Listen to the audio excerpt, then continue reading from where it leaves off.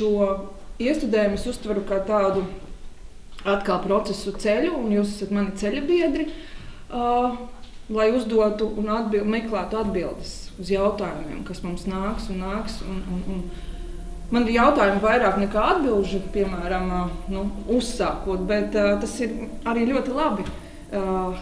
Nebūtu interesanti, man liekas, ķerties pie kaut kā, kas jau uzreiz ir skaidrs.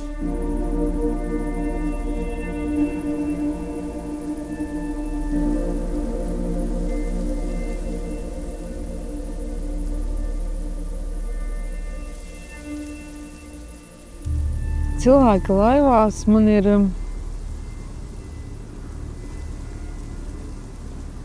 sajūtu ziņā ārkārtīgi skaists, bet ļoti skumjš stāsts par to, kā pasaule ir iekārtota.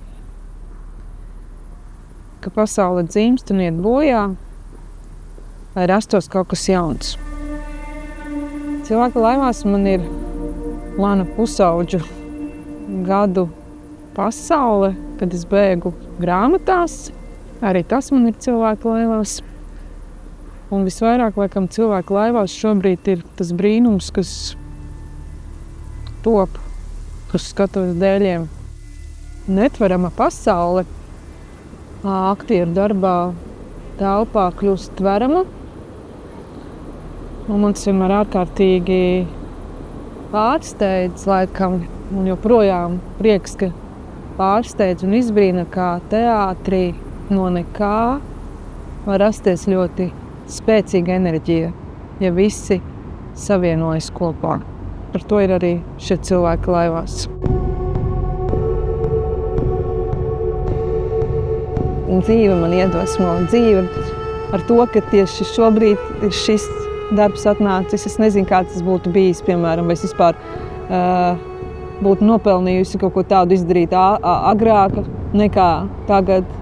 Iedvesmo dzīve, jā, tas, ka visu pārklāja smiltis. Es aizbraucu uz Kuršu kāpu, es skatos uz Karaļaučiem. Mēs nekad uz turieni vairs nevaram aizbraukt. Šobrīd tā ir Krievijas robeža un arī tas iedvesmo, diemžēl.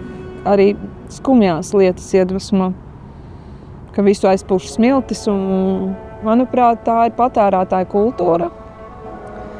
Rietumu pasaules jaunā domāšana, jaunā reliģija, tieši patērētāja kultūra un visu, ko tā diktē. Mēs ātri gribam saņemt produktu, mēs ātri gribam to patērēt un ķerties pie nākamā. Un tas ir vienalga, kas tas ir. Vai tā ir māksla, vai tā ir valoda, vai tā ir reālā dzīve, attiecības ar tuviniekiem, ar draugiem.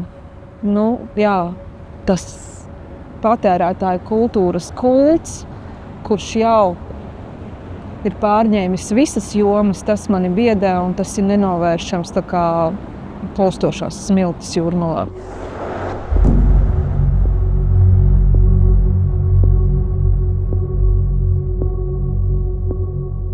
Manuprāt, tas ko stāsta Kodols piedāvā, ir par izvēli.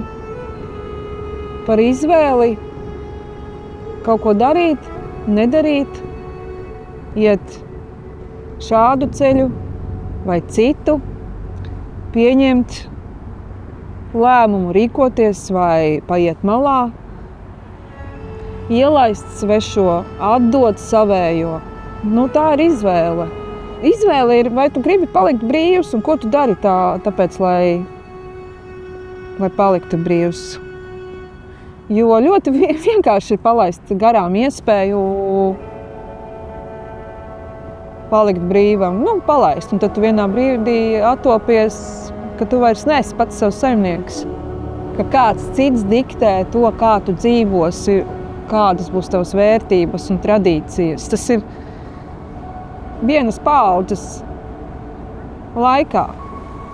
Bet cik paaudzes ir jāiegulda tajā, lai nepalaistu garām šo iespēju noturēt savu brīvību, savas tradīcijas, savu mantojumu garīgo, neatdot, neaprakt.